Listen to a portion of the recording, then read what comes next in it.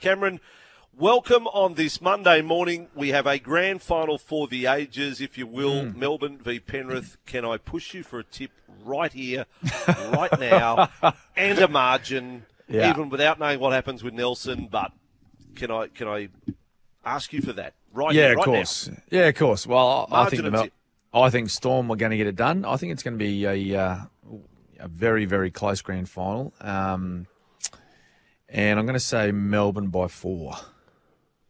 Yes, Melbourne by 4. Are Melbourne the favourites? I haven't checked the betting. I think I haven't looked. I think they're $1.92 each. $1.90 each. Okay. Yeah. And that's fair too, right? Because they're so good. Like, they're so evenly matched. If you look across, the season and the the key stats that most people look at, like, it's so close. It's so close. Like, and you've got Penrith, who finished the regular season as the best defensive team in the comp. Melbourne Storm, they were second in attack. They might have been third in defence, fourth maybe. So like across those key sort of stats that most people look at in our sport, like, it's so evenly matched, it's not funny. So hard to split them. But I think Melbourne, they're playing a style of footy at the moment that if they can turn up and play the way they did, similar to what they did against the Roosters, and I'm not saying it's going to be, they're going to get an easy time of it like they did in the end with the Roosters against the Panthers, because it's a very different outfit. But it might just be a little bit too much for the Penrith defence. The players that touch the ball the most, Hughes, Munster, Grant, Pappenhausen, are in great form. And Melbourne have improved. There's no doubt Melbourne have improved over the last 6 weeks or 8 weeks since Cameron's come back into the side. Yep. And obviously, that sort of just goes without saying, doesn't it? You get Cameron Munster back in your team, even though he still needs surgery at the end of the year. He's looking pretty free. He's running pretty free at the moment. Yeah. They're the one out of the top 4 sides. They have improved over the last couple of months at a greater level than we've seen the others. Yep. They, and like you said, Brandy, with Cam Munster back and him being at his sort of close to his best now, compared to what he was when he first come back and was still dealing with a few issues with that groin. Their spine is by far the best in the competition. Particularly when they have that connection like they have right now. Like, they're seeing it differently to other key position players in the competition. Although they come close to meeting their match this week with Cleary, Luai, Mitch Kenny, and Dylan Edwards. They operate differently though, don't they? The two spines. With the way it all sort of operates. Whereas Melbourne, like the other night, as soon as all 4 they just flood the middle. Flood the middle. Yeah, that's right. Or three of the 4 touch a football in a sequence of plays. They're tearing opposition defences apart at the moment.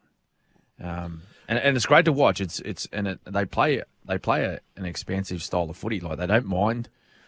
They're not afraid to use the ball and to use their speed, which is a huge asset of their own. Like, all 4 of them love running the ball, love running the football. Oh yeah.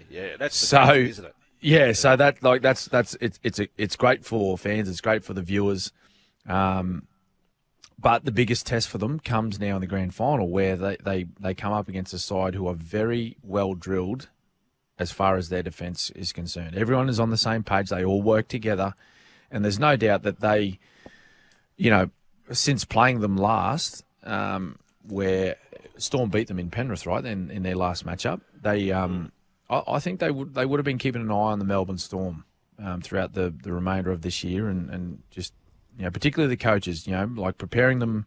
They would have been preparing, Ivan would have been preparing his side for whoever they were matched up against every week, but just keeping a close eye on the Melbourne Storm and the type of things they're doing, particularly with their attack. So when it come to the point of this week in a grand final, they'd sort of have a bit on their tip sheet for their players, and knowing how to handle what's coming. Yeah. All right, now, confirmation, Melbourne will contest the Nelson Asafa Solomona charge. So that's locked in, so they have to come up with it tonight or tomorrow night, but they will contest it. Cameron, your thoughts on what should have happened on the night and then reaction to the charge and the length of games that Nelson is facing if found guilty? Yeah, look, I was okay with the sin binning. I think that's in line with what's happened previously this year. Like it was high contact with Lindsay Collins, and we all seen the state that Lindsay Collins was in when he tried to rise to his feet and play the ball. Like he played the ball backwards. That clearly shows that he had some issues. To be honest, though, I was really surprised with the grading. A grade 3 and which carried 4 weeks, which I think played a part with, was it Nelson's prior offences this year? Is that how it all works? It's all different now how it all works. But the grade 3 is what you're talking about. The grade 3, Brandy and I reckon how many grade 3s have there? We don't know what a grade 3 is. Grade 1, grade 2, grade 3. Yeah. So that means it's 3 times worse than a grade 1. It's 2 levels worse than what you see in a grade 1. So And fellas, this is the issue. This is the issue I have with the MRC and how they go about their gradings, right? So, if let's just say that the tackles performed exactly the same as what happened the other night, but Lindsay Collins gets to his feet, plays the ball, and is a little bit groggy, right? Goes off and gets, let's say, a Cat 2 head injury assessment rather than a Cat 1, and he is ruled out.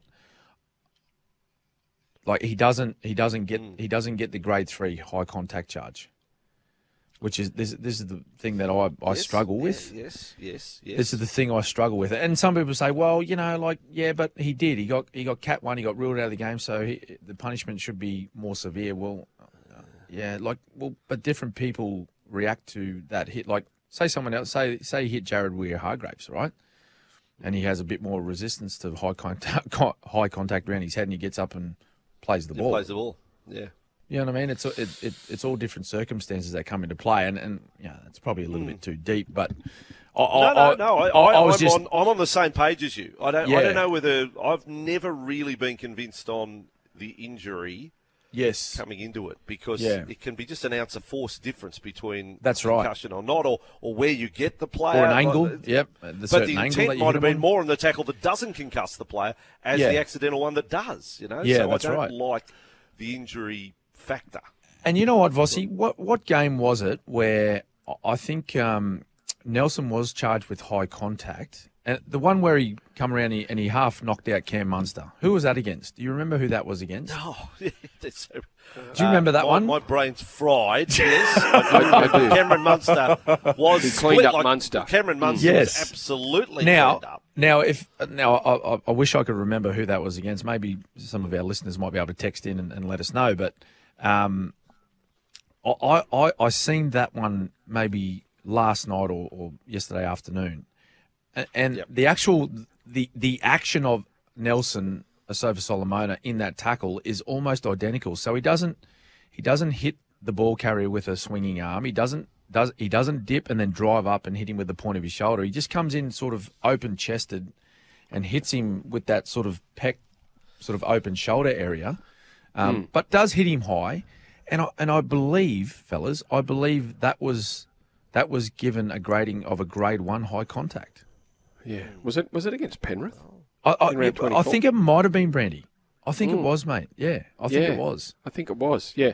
So and that will be the defence tonight. Would you think? Absolutely. I think so.